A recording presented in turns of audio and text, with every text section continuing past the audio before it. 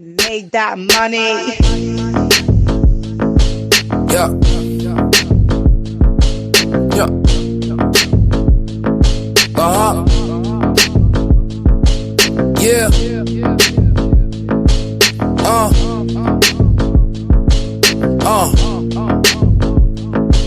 Okay. Listen, you ain't cut right. From the same cloth, homie, what it look like. I ain't here just to kick it, get the books right. This official business, bro, we ain't point light. I can promise this, let me say, okay. If you coming with the bull, I say ole. Listen well, listen here, it ain't no fake. On some real killer like Ghostface. On the beats though, we remain calm when it's hostile. We were working in the back of the house though, hitting every sense on why we got home. You can feel the vibes in your nostrils. What are the buckles? Status in Baco. On the block though, the whole summer mine. I know it shock you. Hold the future king, never front on me. You just wanna be, why I'm gonna be. Word to the outcome. You are not a boss if you got one. I am not the one to stop and lock doors. You ain't high, ho. You a cockroach. On my mama though, word to the outcome. You are not a boss if you got one. I am not the one to stop and lock doors. You ain't high, ho. You a cockroach. On my mama though. In and out. One time. In and out. We gon' do it one time. In and out. One time. In and out. Only got 2 days. Full time, go get a knee, big plays. You a two-tone nigga on some two-face. You been too-fake, I see your bitch face. You a ugly nigga, real talk, heard on the hotline. Not about how, it won't my time yet, but I'm hot now. It's about time, yet in the spot now. This is my crown, feeling hostile, word what I stand on. I can back up everything I said, ho. You say you a king, no one care though. You say you a G, no one scared though. I'm about mines, everybody drop now. On the flow, view, you may know the name, I don't know you. What I'm gonna do next, they don't know you. Cause I don't talk much, but I can show you. Word to the outcome. You are not a boss if you got one. I am not the one to stop and lock doors. You ain't high, ho. You a cockroach. On my mama though, word to the outcome. You are not a boss if you got one. I am not the one to stop and lock doors. You ain't high, ho. You a cockroach. On my mama though. In and out. One time. In and out.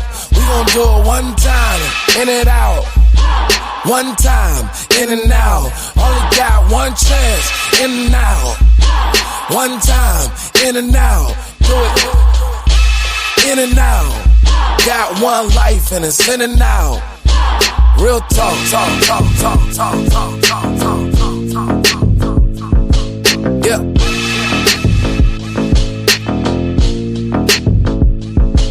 Yeah.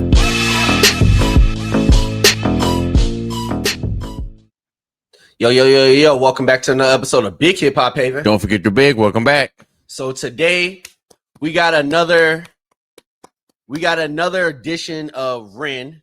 We're going down the rabbit hole of his chapter series. I saw that there's 8. Y'all put them in the comments so we know that. We don't know what is in store. But you said we were finally ready. So starting with chapter uno. Yeah, we're going to go down this journey and figure it out. You know what I mean? Ren. All right. There you go. Ren, chapter number 1. The UK Prince. Yes, sir. Let's see what he got for us today. Let's get it. Fire. Oh, you got to mute it, Devin. Oh, my bad. Do better. Shut up. Hello, everyone. This is the first time I've done something like this before. I wanted to write it down because there's a lot and I didn't want to miss anything. And some parts of this might be a little bit uncomfortable to listen to, but I wanted to stay as true as possible to the story, not miss anything. If he about to give us, because this joint is 20 minutes, if this is about to be a 20-minute sad joint, boy, Buckle up. y'all could have warned us about that. Bar seatbelt on. I'm ready. For the sake of people who might be going through something similar, or for the sake of people who don't, but want to help understand a little bit more. Yeah. I promise that everything in this story is 100% true. Nothing is exaggerated for dramatic effect. Some names I don't mention and some details I don't go too far into or downplay them for the sake of the people around me. Timelines might occasionally be a little bit off, but that's just because I've had to write everything from memory from a time that was quite hazy.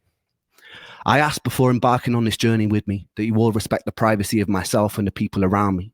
You might be compelled to reach out to some of the people that I mention, cast judgment, praise them, criticize them, and I ask you kindly not to. It's my choice to be in the public eye, and it's mine alone. This is the first time my story is on the public record in a concise way. Being in the public eye is strange. The more that I give to you, the less that I get to keep for myself. I don't find the experience of sharing particularly enjoyable. I don't so much like the questions that follow. And I'm not a medical expert, so I don't like to be seen as somebody with all the answers, because I don't have them. And because of the empathy that I feel, I'm compelled to try and help as many people as possible. But the last time I opened myself up to this on a one-on-one basis, I was surrounded by a lot of death. And there simply weren't enough hours in the day. So I ask you, if you need support, please reach out to a professional or use my music as your companion. Facts. I Facts. agree. I mean, he probably don't want to answer a bunch of fan questions about his personal life. I can understand that for sure. Like, why he's saying that. Like, damn. And he's saying all this is about to be true. Let's go. I ask you, if you need support, please reach out to a professional or use my music as your companion. I share my story in hopes that somebody who needs it finds it, that it provides hope, that it might ease the suffering for the people like me. I like my solitude, so I ask that anyone who respects the work I make and respects my contribution to the world to respect my solitude. A lot happened in my teenage years, and I didn't live the most normal of lives, but I'll save that story for another time. The important thing to contextualize this story is that I was full of life. I was full of a burning desire to change the world. The flaws in how we interact seemed obvious to me. I believed in people's power to change the unnecessary suffering we inflict upon ourselves. I was also enamored with music. Music is the closest thing to God that I have. It's a gateway to the unexplainable, and it's a way of communicating the inexpressible. Right. There's just one moment that I want to share with you from the years before I got sick. I was 17 and I felt indestructible. I'm not sure why, but my whole life I had this feeling inside myself that I was meant to do something important, not for myself, not for praise, not for personal gain, but something that would change the world for the better. It's hard to describe it without coming across like an egomaniac or having some sort of God complex, but I felt like I had some sort of divine purpose. And I remember feeling this so strongly that one afternoon after school, I stood in the center of my bedroom and I spoke loud into an empty void. I said that I would single-handedly take on and defeat the forces of evil, and I welcomed them to try their best. Throughout the years, that memory stuck with me, taunting me sometimes. Flash forward to 2019. I remember the first day I knew something was wrong very well. I woke up in an unfamiliar room in Cardiff, feeling like a raven had perched itself upon my heart. Every time my heart beat, it's like some part of me was aware of the foreboding death sentence that was to come. Some sort of primal instinctive dread. Everything felt wrong, and I felt prosthetic, like I could tear my own skin off and observe, though I was watching passively from another room. The night before, I'd been in Cardiff visiting friends in university. It was the end of summer. We'd gone out to a few bars. I wasn't really enjoying myself. That year, I'd been struggling with social anxiety, perhaps from years of abusing my brain with a whole pick and mix and selection of party drugs. Engaging with society felt like stepping into the ring with a heavyweight champion. Every single fucking question felt like an oncoming haymaker I had to socially navigate because of my very limited toolkit of charisma at the time. I don't know why I cared about being liked so much, but the more I cared, the less equipped I became to have a simple human conversation. I used to deal with this by getting fucking hammered.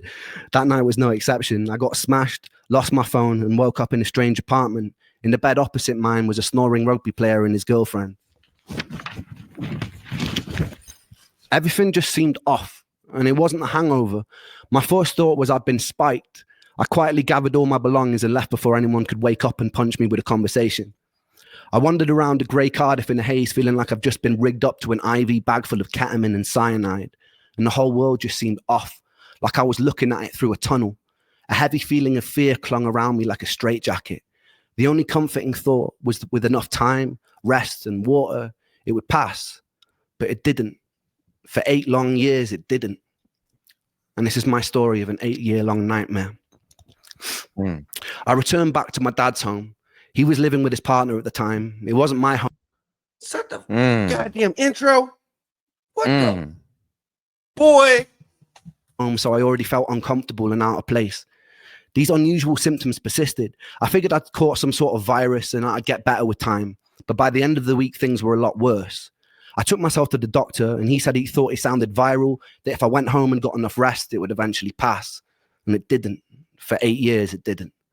I returned for my second year of university. My brain was full of fog and my body felt poisoned. There were intermittent days where I felt like a hollow suit of skin. I'd sit in lectures unable to focus and was devoid of any sort of personality. I'd be able to have basic conversations, yeses and nos, but I was stripped of the ability to think spontaneously. It's like my body was taking up so much processing power being sick that I could not have original or spontaneous thought. The most peculiar thing about this was there was a me that was aware that this was all happening and was observing it from outside of myself, locked out, screaming silently, banging on the walls of my mind to be let in, and never successfully. And nonetheless, there I was, like a ghost haunting myself. My usual routine was getting home, running a shower and curling up into a ball to cry underneath the running water, not understanding what was going on. I brought myself to the doctors numerous times during this period, requesting every blood test they'd let me have, often being dismissed and told things like stress from university can cause strange symptoms. But how come no one I knew in university could relate to this? Eventually, I was put on a 6-month-long waiting list to see a mental health specialist who did a short 1-page questionnaire and wrongly diagnosed me as hypercycling bipolar and put me on a course of citalopram. After a few weeks, it stole my ability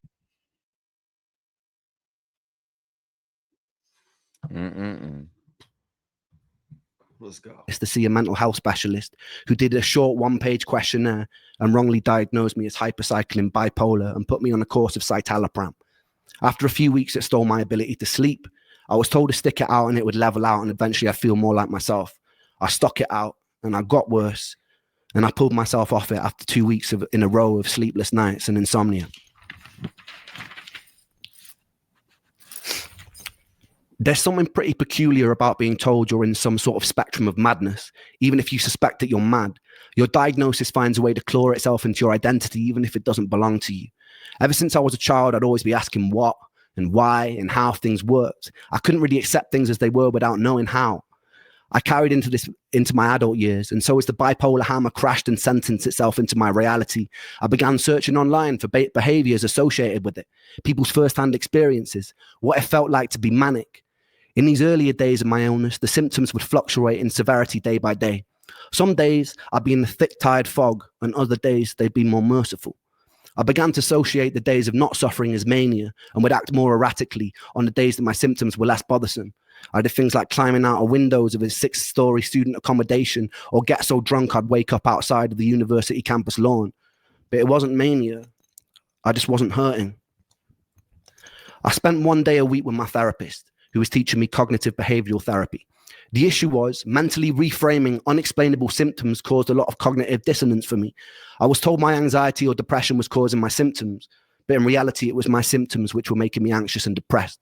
So I was in some sort of inescapable bind.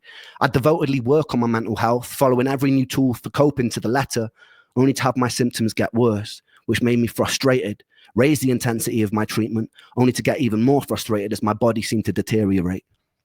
After 6 months, I told my mum I'd happily saw off my own leg with a blunt knife if it meant my symptoms would vanish, and I meant it.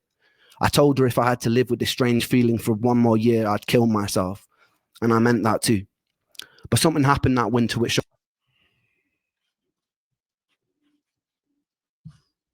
It's a dark place, man. Yeah. But he really making you understand where he coming from, because if you know that something's wrong with you and every professional or supposed professional or people who are practicing medicine are telling you, no, you just crazy, and then they slide you off some medicine. Imagine how many young boys get slid Adderall and misdiagnosed with ADHD Ritalin and stuff way early, and that's not really what's going on, but the doctor is getting maybe a kickback from the pharmaceutical company, or they just are doing some real malpractice, and you don't, and as a parent or guardian, you don't even know. Like, you're just going along with the professional or supposed person who's practicing medicine on your child. Crazy. my symptoms would vanish, and I meant it. I told her if I had to live with this strange feeling for one more year, I'd kill myself, and I meant that too. But something happened that winter which showed me firsthand the horrors and the fallout from suicide. I met Joe when I was 9 years old. I remember the first time clearly. I was standing in his living room and he turned to me and he was like, "Watch this." Then he proceeded to climb on top of his sofa. Hold on, Devin. Yeah, I already know where I got a feeling where this poor is Joe. going, man. Like 2 or 3 videos ago. Yeah, boy. Already getting I was standing in his living room and he turned to me and he was like, "Watch this." Then he proceeded to climb on top of his sofa and did a front flip onto a stone living room floor. He landed on his back and lay motionless for a few seconds before grinning, getting up, and then doing it all over again. We grew up terrorizing the streets of the small village we grew up in, playing knock door run or breaking into people's gardens to play on their trampolines. We stayed friends throughout high school, going through various phases together. Joe was comedian of the group. I remember countless mornings after messy all-nighters, Joe would be cracking endless jokes like a professional stand-up routine, and we'd all be in tears laughing. When I started writing my first songs, Joe and Sega were the first people who always knew every word, and they would sing along at the top of their lungs. They gave me a lot of self-belief, and they helped me build the foundation of what I do today, and I owe them a lot for that. That Christmas, I came back home to Wales from university. On Christmas Eve, me and Joe were sat in a pub, and he turned to me, and he told me that he'd fantasized about walking into the sea until he was totally submerged. He had a pretty morbid sense of humor, so I didn't really take him as seriously as I should have. 2 days later, it's 3 a.m. and I get a phone call. It's my friend Ella. She tells me that Joe is on the bridge by my house. He was drunk, he'd called her up, and he told her he was going to jump. I was still half asleep. I fumbled, pulling on whatever clothes I could that were near, and I walked out of the front door, and the winter air stung my face, and it woke me up. Adrenaline kicked in, and I started sprinting towards the bridge. It was about a 5-minute walk, a 2.5-minute sprint. As I was running, I dialed Joe's number and I get a busy tone, and I felt relief because it meant he was still alive. I kept hitting redial as I ran, and as I got about halfway to the bridge, the busy tone changes. I get an automated voice note saying the number's out of service, and my heart sunk. I got to the suspension bridge that connects Anglesey to the mainland. I'll whoop your ass. Keep your butt off the bridge. Boy.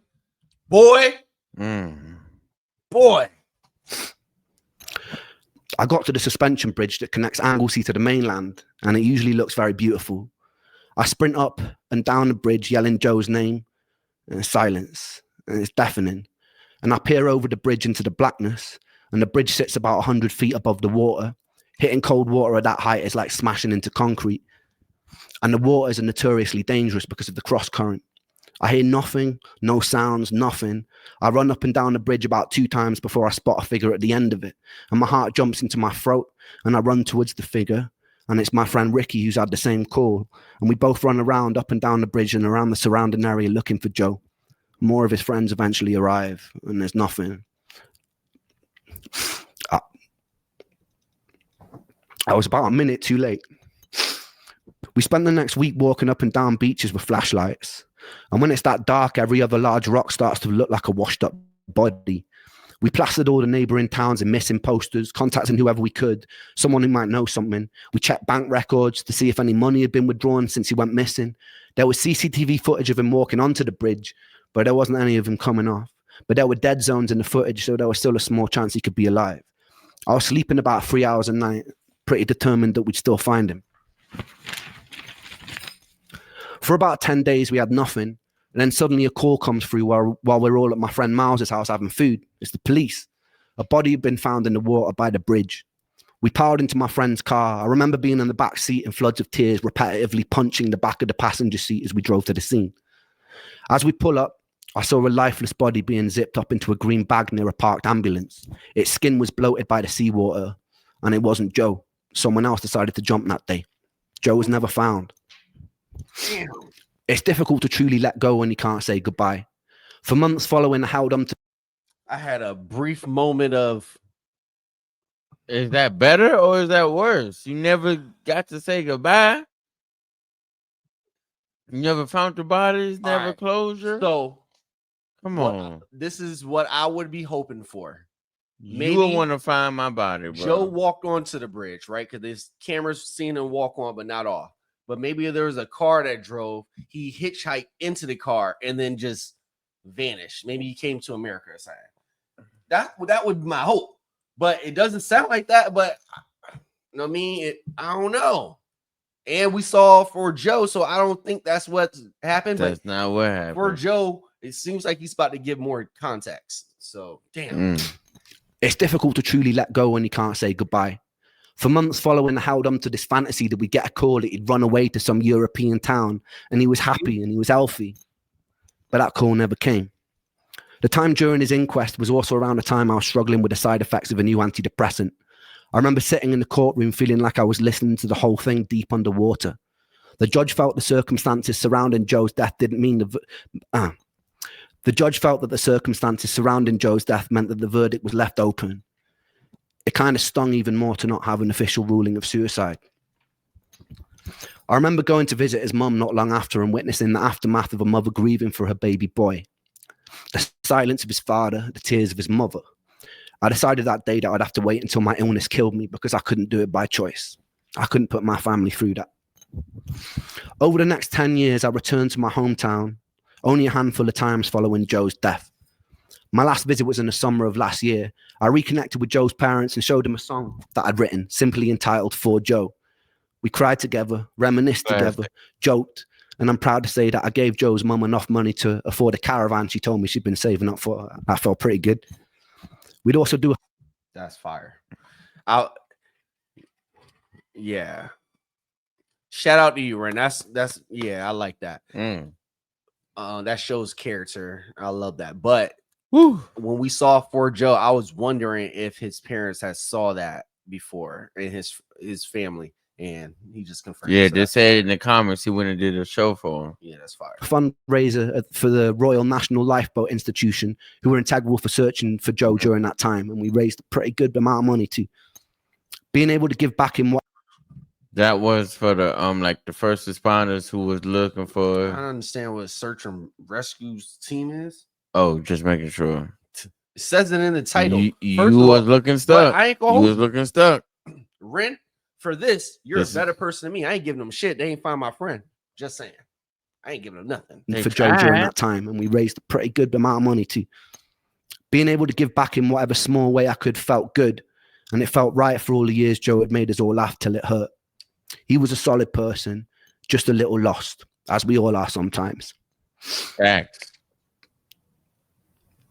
And I miss him. Life was about to take an even more unusual turn, and I was about to meet the first angel of this story. So stay tuned for that.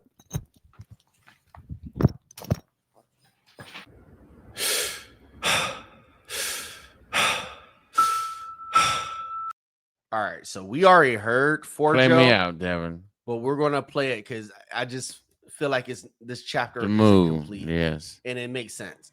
But damn, some of the video of the night too. Come on, we're gonna have to play something upbeat after this. Play me out, Sick Boy or something.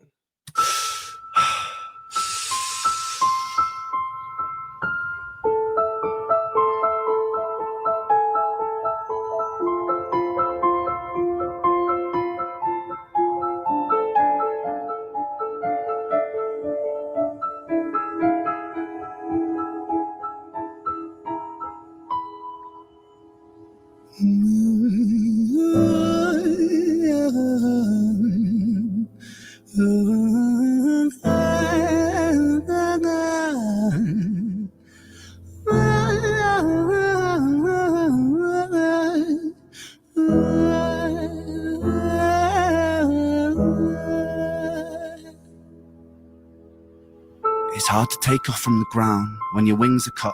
Your stomach burns when you're drinking from an empty cup. You know, the entire ocean came from my tear ducts. I see the world through Fibonacci sequences and double Dutch. I guess there's some... I didn't even catch that the first time. The whole ocean came from my tear ducts. That's how much he was crying. Salt water. Come on, man. And he was crying for more than one reason. For Joe, and also because he been struggling with his own mental health. He wasn't crazy. He didn't have mental health issues. That came from the medicine. The mental health issues was a side effect of the Lyme disease. No, hell no. That went undiagnosed. Yeah, all right. But so when everyone was saying, oh, it went out undiagnosed, I thought maybe he was just living life until he figured. No, he was trying. This is malpractice. He should have some lawsuits ready. Like, that's so messed up, because it is a doctor's your job depends, someone's life depends on your job, and if you're just practicing, you don't know what the hell you're doing. It's called a practice. I know, but boy, practice sucks, man. Your stomach burns when you're drinking from an empty cup. You know the entire ocean came from my tear ducts. I see the world through Fibonacci sequences and double Dutch. I guess there's some that's born lucky, there's some that's not. I tried to cut away my bitterness. Hatchet job. I locked my youth inside. And that sounded even crazier now that he said he wanted to cut his leg off because it was in pain. Mm-hmm. Oh my God. Hatchet job. Oh my God. Through Fibonacci sequences and double Dutch. I guess there's some that's born lucky, there's some that's not. I tried to cut away my bitterness. Hatchet job. I locked my youth inside the trunk, inside the pickup truck, then dumped that whole thing over that same bridge the night you jumped. I think about that sometimes, vividly. What it felt like to look down and see tranquility. One sudden movement in a world of possibility. Only one movement to expose our fragility. I fucking miss you, and I miss myself. I miss thinking we were indestructible as hell. I miss chilling by the pier cave and kicking back with Callum, Hugo, Justin, Sega, Stevie and the fucking lads. I miss missing that. I numb myself to close the gap. I never even call them up. Distance is my plaster cast to tell the truth. The day you jumped, my childhood jumped too. He didn't even call up the other homies who's probably feeling half of the way he feeling. Like they're feeling it for Joe. But his feelings, like, in going down, what can you say, man? Is like his coping. What mechanism. More can you say? I mean, if solitude, because I think I have that problem too. Like, me too. I have an issue. That's how he cope. Yeah, I kind of just stay to myself. I don't like to dump my problems on other people. Even if I think I get it done. It doesn't. Me relating in trauma to someone else doesn't personally help me, that I at least that I know, but it may help them. So I need to do better at least doing it for them. Yes, you do. In the fucking lads, I miss missing that. I numb myself to close the gap. I never even call them up. Distance is my plaster cast to tell the truth. The day you jumped, my childhood jumped too. But I still can't find the anger. All I find is missing you, man. I miss you.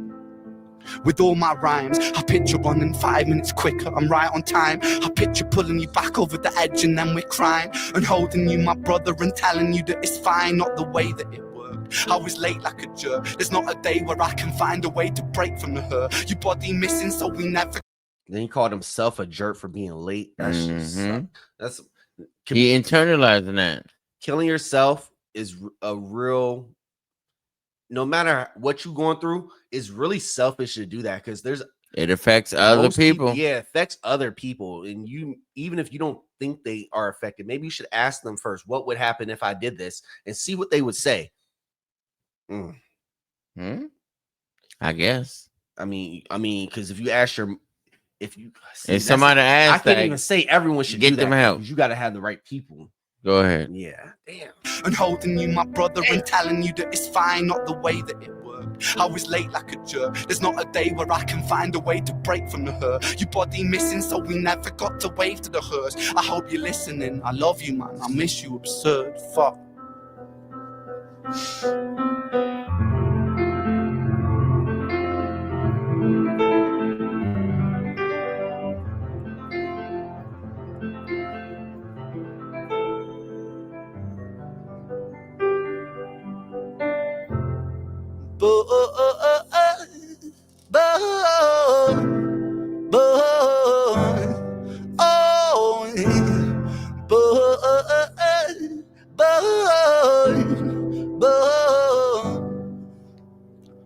Another domino, it falls. Across the way another's born. How you're supposed to raise a child and give it courage from a storm.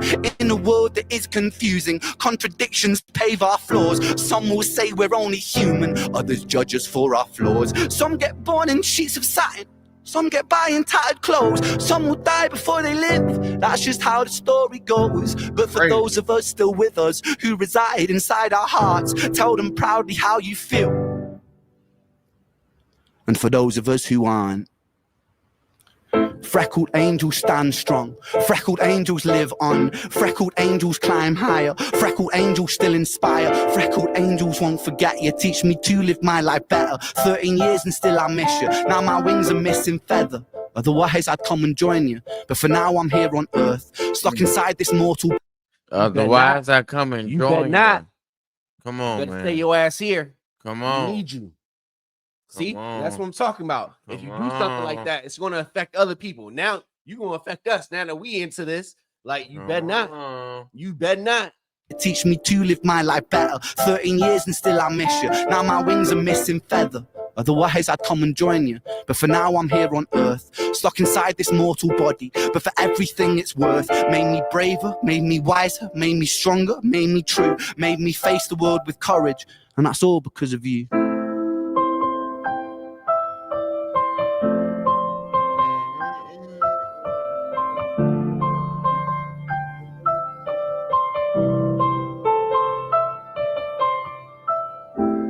Freckled angels laugh the hardest, and their hearts, they are the largest. With their wings, they fly the farthest. So I know you're gonna be okay. Freckled angels live the longest, and their minds, they are the strongest. Oh, their friends, they are the fondest. So I know you're gonna be okay.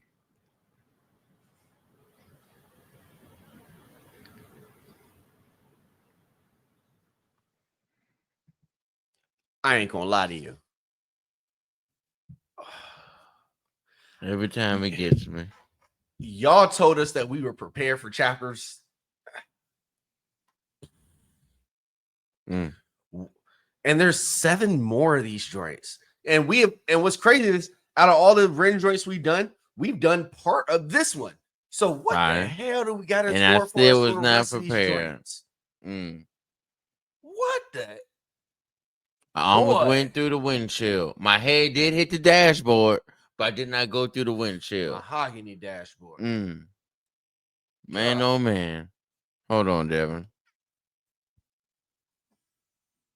Shout out to Ren, man.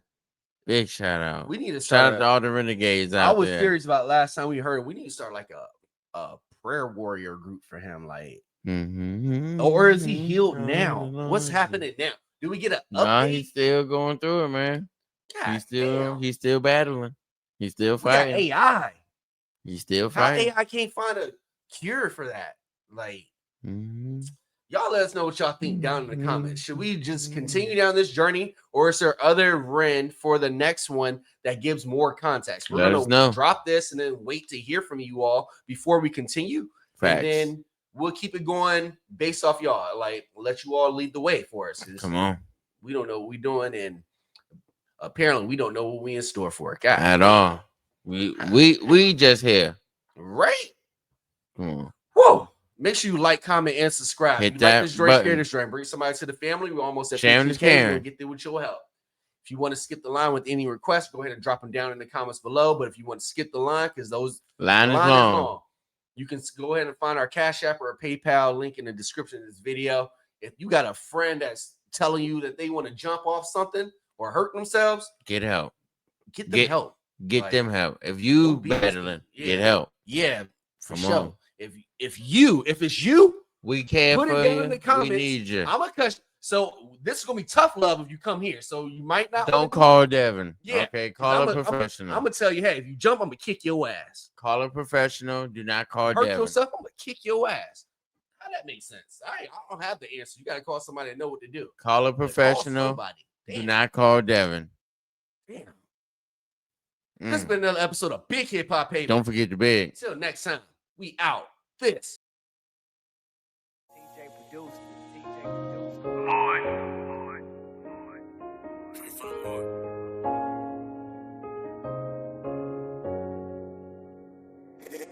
They say I'm so sorry. I'm so damaged, I'm so heartless. I done been through shit you seen in movies. Under my shirt, there's so much scarring. Got hell hostage at my uncle's house at 13. For 8 hours, I prayed to God, like, please don't take me. Eating cup noodles with cold water, the lights been cut off. Rain music under the candlelight until it burned out. Robbed a nigga the same night. You ever seen so much you was scared to pray at night? I used to sleep outside. Suicide thoughts running through my mind. Like Marshawn Lynch, I'm just here so I don't get fined. Hoping I can be fine. Overtime like wine. Death before the sun, I put my life on the line. But let them tell it I've been dead for a long time. I became so forgetful cause it hurts to rewind. Me and my dog not talking, I ain't mad at all. I still pray for him, I just wanna see him ball. They say I'm too prideful, that's just a fucking wall. It's been months since my phone on that won't weed involved. I chase the check, ain't nobody checking up on me. She tell me my eyes beautiful if you know what I done seen. Came from the mud, watch how I get clean. Before you get me, I'ma stretch you limit. They say I'm so sorry, I'm so damaged, I'm so heartless. I done been through shit you seen in movies. Under my shirt there's so much scarring. They say I'm so sorry, I'm so damaged, I'm so heartless. I done been through shit you seen in movies. Under my shirt there's so much scarring. Born in a sticky situation. Daddy paid to get that abortion, but she got incarcerated. Time over her head, mama kept me, I was good for the case. I saved her life before she seen my face. Mine was finna be taken. I think my daddy died just so that I could make it. Man of the house before I knew multiplication. How you say you hate me, you don't know my situation. Trips to DC to get Z's from the Haitians. Man in the mirror, still a man in the making. Went to bed without no food. Robbed a piece of man, we had to eat, bitch. We had nothing to lose. These are size 15, you can't get down the block in these shoes. I'm so sorry, I'm so damaged, I'm so heartless. I done been through shit you seen in movies. Under my shirt there's so much scarring. They say I'm so sorry, I'm so damaged, I'm so heartless. I done been through shit you seen in movies. Under my shirt there's so much scarring.